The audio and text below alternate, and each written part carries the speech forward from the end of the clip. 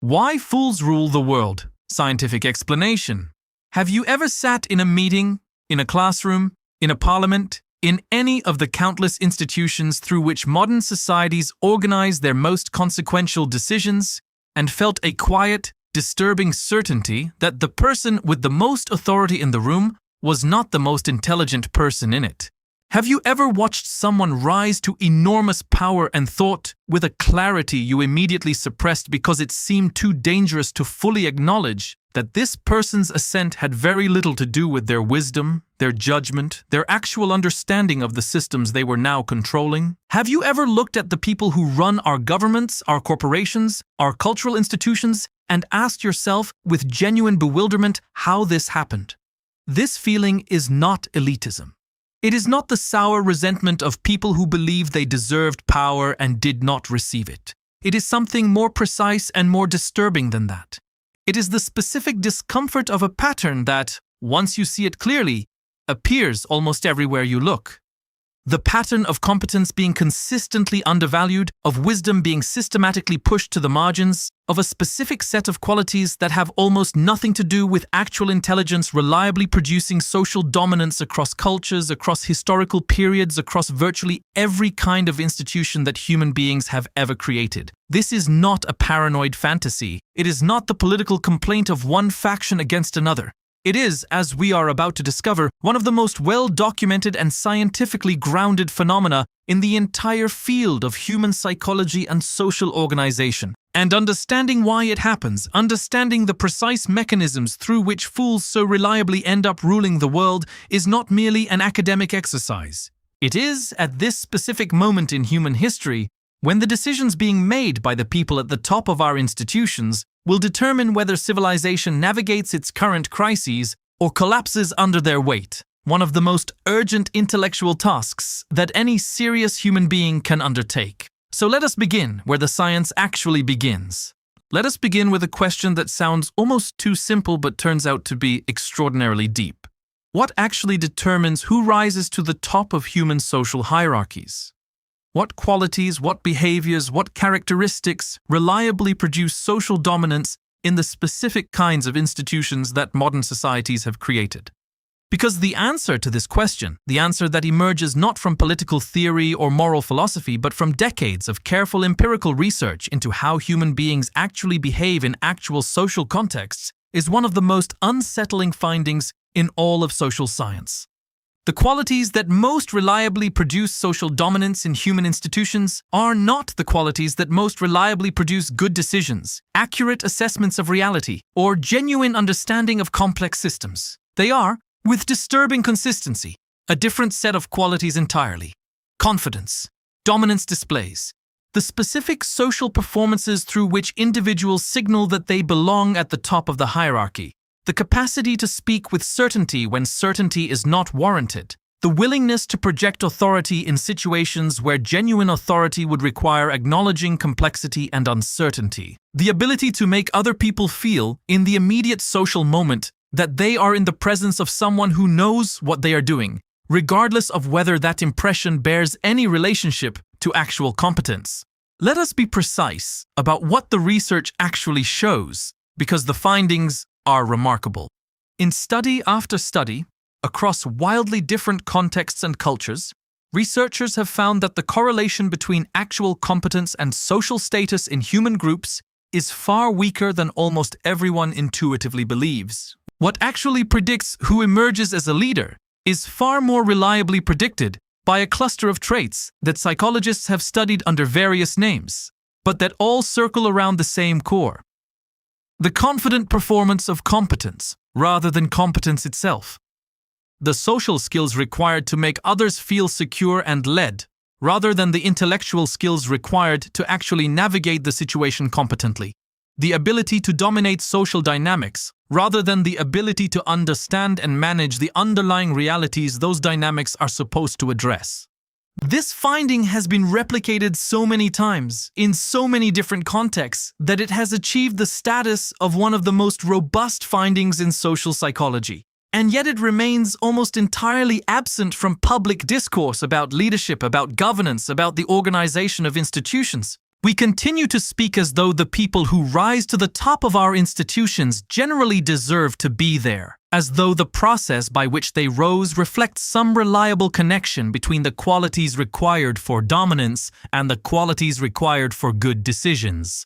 The research says, with remarkable consistency, that this assumption is wrong, not occasionally wrong.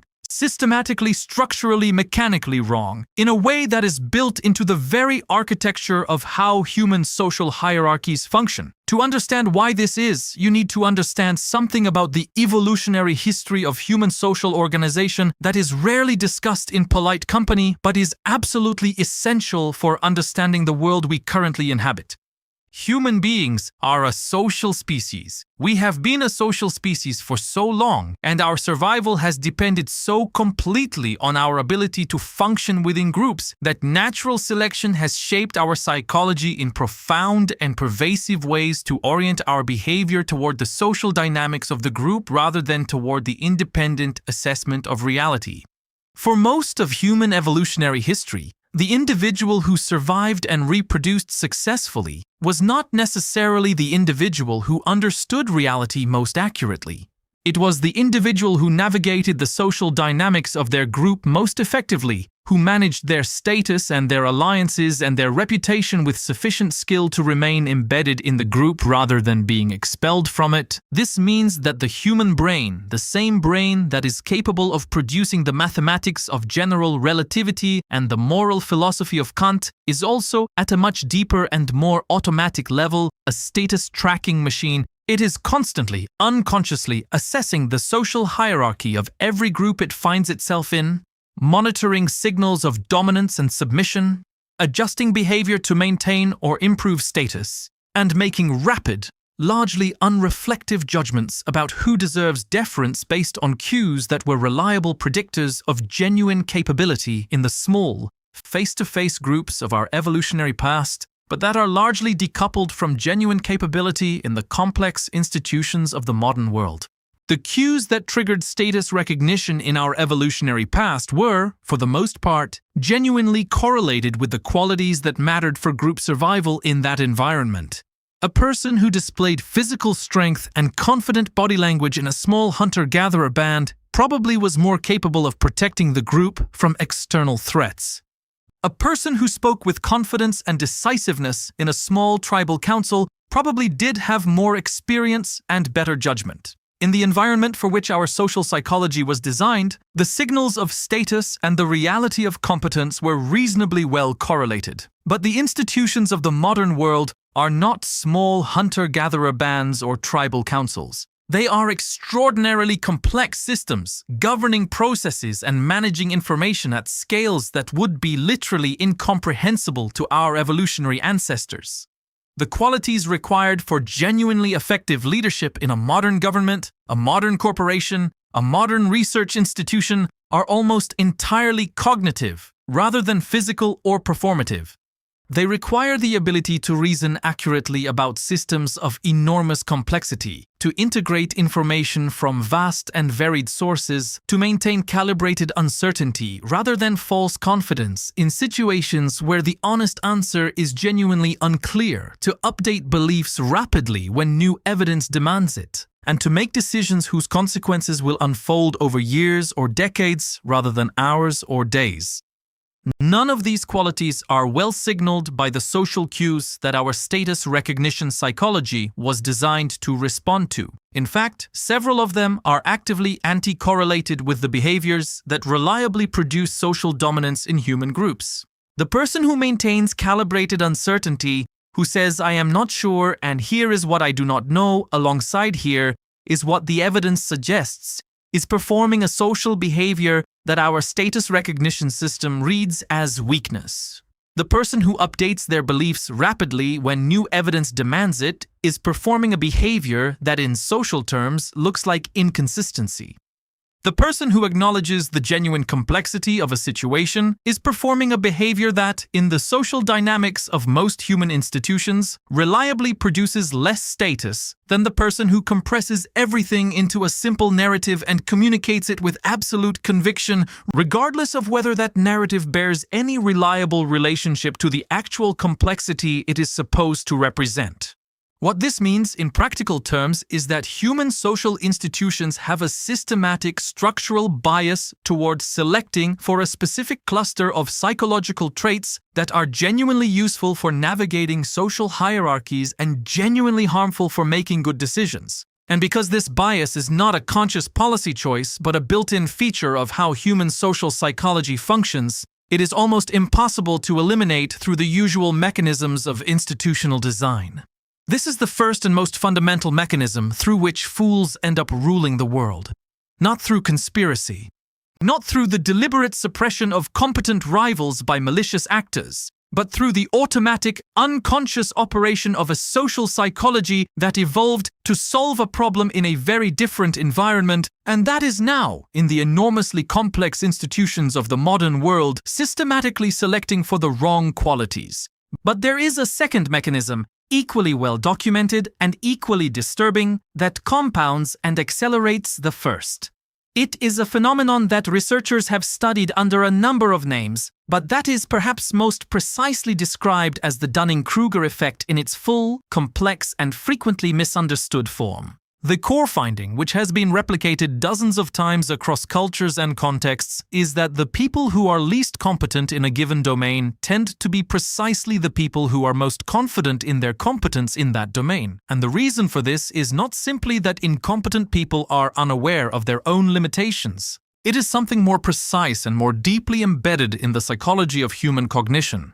To accurately assess your own competence in a domain, you need the very metacognitive skills that competence in that domain requires. A person who lacks the knowledge and thinking skills required to reason well about a complex subject also, necessarily, lacks the ability to recognize when their reasoning about that subject is inadequate. They are missing not just the competence but the cognitive tools that would allow them to perceive their incompetence. The less you know, the less equipped you are to know what you do not know. Genuine expertise, by contrast, exposes you to the full complexity and uncertainty of your domain, revealing how much is unknown, how many questions remain genuinely open, how many confident-sounding claims are actually contested or poorly supported. The practical consequence of this dynamic, playing out in human institutions, is devastating in its predictability.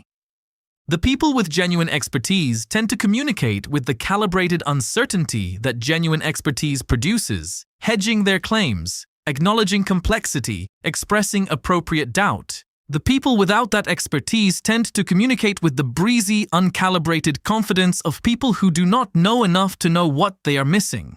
And because human status recognition psychology reads confident certainty as a signal of competence and hedged uncertainty as a signal of incompetence, the people most deserving of deference consistently perform the social behavior that produces less deference, while the people least deserving of deference consistently perform the social behavior that produces more. This dynamic plays out with particular viciousness in the domain of political leadership, where the complexity of the actual decisions being made is so enormous and the feedback loops so slow and so difficult to interpret that the decoupling between the performance of confidence and the reality of competence reaches its maximum extent. A politician who says, "I understand this problem completely, I have the solution, follow me," is telling their audience something that is almost certainly false for any genuinely complex policy domain. But it is precisely what the social psychology of followership is designed to respond to with increased deference and increased willingness to hand over authority. Now add to these two mechanisms a third, which operates not at the level of individual psychology, but at the level of institutional structure. Complex institutions create environments that are specifically hostile to the kind of honest thinking that genuine competence requires. They do this not through deliberate design, but through the cumulative effect of incentive structures that reliably punish exactly the behaviors most necessary for good decision-making.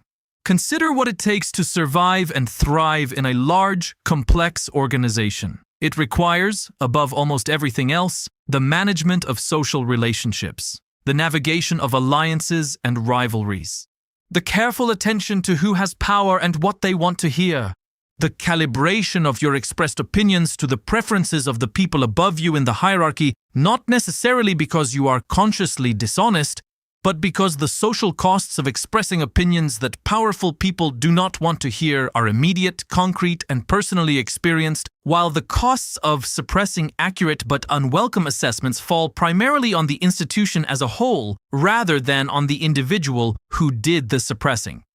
This creates a systematic dynamic that researchers have studied under the name of organizational silence or epistemic cowardice, the tendency of people in hierarchical institutions to withhold their genuine assessments of problems and risks, precisely when those assessments are most needed and most unwelcome. The person who sees a serious flaw in the strategy being promoted by their superiors faces an incentive structure that strongly favors suppressing the assessment rather than expressing it. The costs of suppression are borne by the organization. The costs of expression are borne personally. And in institution after institution, across cultures and sectors and historical periods, this incentive structure produces the same outcome. The people at the top receive a systematically distorted picture of reality, filtered through the social dynamics of their hierarchy to remove precisely the information they most need to make good decisions. This is why so many institutional catastrophes, in retrospect, were predicted by people inside the institution who lacked the standing or the incentive to make their predictions heard.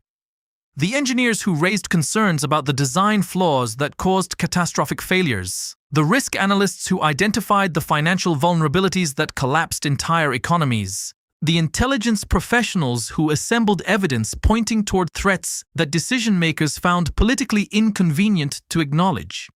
In case after case, the information existed within the institution. The competence to interpret it correctly existed within the institution. What failed was the institutional mechanism for getting accurate information from the people who had it to the people who needed it, because that mechanism was corrupted by the same social dynamics that placed the wrong people in positions of authority in the first place. Now, against this background of evolutionary mismatch, cognitive bias, and institutional dysfunction, consider what is happening in the specific historical moment we currently inhabit. Consider the scale and the complexity and the urgency of the decisions that human institutions are currently being called upon to make. The governance of artificial intelligence systems, whose capabilities are advancing faster than the regulatory frameworks designed to manage them. The management of ecological systems under pressures that are generating feedback loops of a kind that have no historical precedent. The navigation of geopolitical competitions between nuclear-armed powers in a world of increasing technological disruption and decreasing institutional legitimacy. Every one of these challenges requires exactly the qualities that our institutional selection processes most reliably filter out. Calibrated uncertainty rather than projected confidence. Genuine willingness to update beliefs when evidence demands it rather than the social performance of consistency and conviction. Tolerance for complexity and ambiguity rather than the compression of difficult realities into simple narratives that can be communicated to large audiences without nuance. Long-term thinking that discounts the immediate social rewards of reassurance in favor of the longer-term requirements of accurate assessment. And precisely at the moment when these qualities are most urgently needed, our institutions are being led by people selected through processes that reliably identify the opposite qualities and promote them to positions of maximum authority. I want to pause here and ask you directly, have you ever been in a room where you knew the truth, where your assessment of the situation was more accurate than the assessment of the person with the authority, and you said nothing? Have you ever watched a decision being made that you knew was wrong, driven by the social dynamics of the room rather than by the genuine merits of the available options, and felt the specific, uncomfortable sensation of watching power and wisdom move in opposite directions? If you have felt this, I want you to know that what you experienced was not a personal failure of courage, though courage is certainly relevant. What you experienced was the specific texture of living inside the structural dysfunction that we have been describing, the sensation of being human in a world whose institutions are organized around psychological machinery that systematically misaligns authority and competence. Because there is a fourth mechanism through which fools maintain their rule, beyond the evolutionary mismatch, beyond the Dunning-Kruger effect, beyond the institutional dynamics that filter out accurate information. And this mechanism depends entirely on the complicity of the people who know better. It depends on the rational decision of competent, perceptive people to accommodate themselves to the social reality of existing power structures rather than challenging them, because the costs of challenge are immediate and personal, while the costs of accommodation are diffuse and collective. Every time a competent person in a room full of incompetent authority defers publicly to an assessment they privately know to be wrong, they are contributing to the maintenance of a system that they simultaneously resent and sustain. This is not a moral condemnation, it is a description of a structural trap. The individual calculation that produces accommodation is entirely rational from the perspective of the individual making it. The collective consequence of millions of individually rational accommodations is catastrophic for the quality of institutional decision-making. And this trap, like the others we have been describing, cannot be escaped through individual moral exhortation alone. It requires structural changes that alter the incentive calculations, that reduce the personal cost of speaking accurately and increase the personal cost of accommodating inaccuracy. What does genuine mitigation of this problem actually look like? The research suggests several approaches that, while not solutions, are genuine improvements over the current arrangements. The first is the deliberate use of adversarial processes in decision-making, processes specifically designed to ensure that dissenting assessments and unwelcome information reach decision-makers rather than being filtered out by the social dynamics of organizational hierarchies. Red teams, devil's advocates with genuine authority and genuine protection from the career costs of their adversarial role. Formal mechanisms for escalating minority assessments that do not depend on the courage and personal risk tolerance of individuals operating without institutional support. The second is the systematic use of forecasting and prediction markets to create feedback loops that hold decision-makers accountable, not for the confidence of their assessments, but for the accuracy of them. The research on what produces genuinely good forecasting shows clearly that the qualities that produce accurate predictions are almost precisely the opposite of the qualities that produce social dominance. They include comfort with uncertainty, willingness to assign genuine probabilities rather than confident yes or no assessments, rapid updating in response to new evidence, and the specific intellectual humility of treating one's own previous beliefs as hypotheses to be tested rather than positions to be defended. The third is the radical transparency of decision processes, making the reasoning behind consequential decisions visible enough that the quality of the thinking, rather than only its social performance, can be assessed. People who are confident in public and wrong in private, people who project certainty while privately harboring doubts they suppress for social reasons, are extraordinarily difficult to hold accountable in systems where the quality of the reasoning behind decisions is never examined after the fact. They are much harder to ignore in systems where the predictions they made with such confidence are systematically compared with what actually happened. Now consider all of this in the context of the technological transformation currently reshaping the conditions of human institutional life. Artificial intelligence is, among its many other effects, a powerful amplifier of every tendency we have been discussing. It is a technology that is extraordinarily good at producing confident-sounding outputs regardless of whether those outputs are accurate. It is a technology that, in its current form, tends to tell users what they want to hear because it has been trained on human feedback that systematically rewards outputs that produce approval rather than outputs that are most accurate when accuracy is uncomfortable. It is a technology that is being deployed at scale into the decision-making processes of institutions whose leaders do not understand it well enough to recognize its failure modes and whose social dynamics ensure that the people who do understand those failure modes lack the standing to make their concerns effectively heard. In other words, we are introducing into institutions already structured to select for overconfidence and filter out accurate information a powerful new tool that replicates and amplifies precisely those tendencies at a speed and scale that the existing institutional structures have no capacity to manage. And we are doing this at a moment when the decisions being made by those institutions will determine whether human civilization navigates the most complex and consequential transition in its history. The implications of this analysis are not comfortable. They do not point toward a simple solution, a political program, or a technological fix, or an institutional reform that would, if correctly implemented, correct the fundamental misalignment between authority and competence that we have been describing.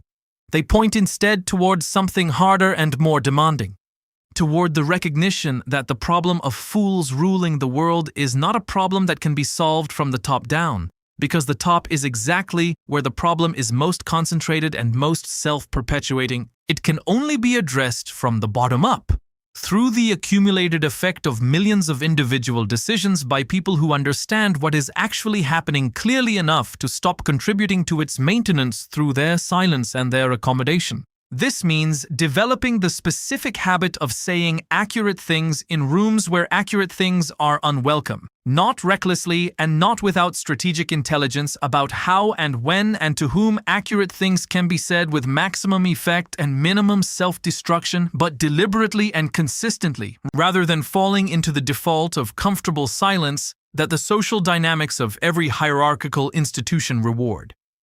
It means learning to recognize, in yourself and in others, the specific performance of confidence that substitutes for genuine competence, and refusing to treat that performance as the signal it wants to be treated as.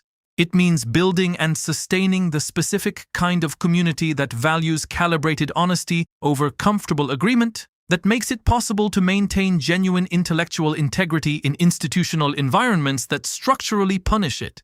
And it means, perhaps most fundamentally, developing a relationship with uncertainty that is genuinely comfortable rather than merely performed. The person who has made peace with not knowing, who can say "I am not sure" and mean it as a complete and honest statement rather than a social weakness to be quickly papered over with reassurance, is a person who is immune to one of the most powerful mechanisms through which fools maintain their authority, because the performance of confidence depends, for its social effectiveness, on an audience whose own discomfort with uncertainty makes confident certainty feel like safety.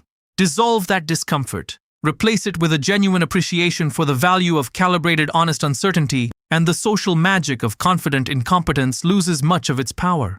The world is not ruled by fools because fools are the most powerful force in human civilization.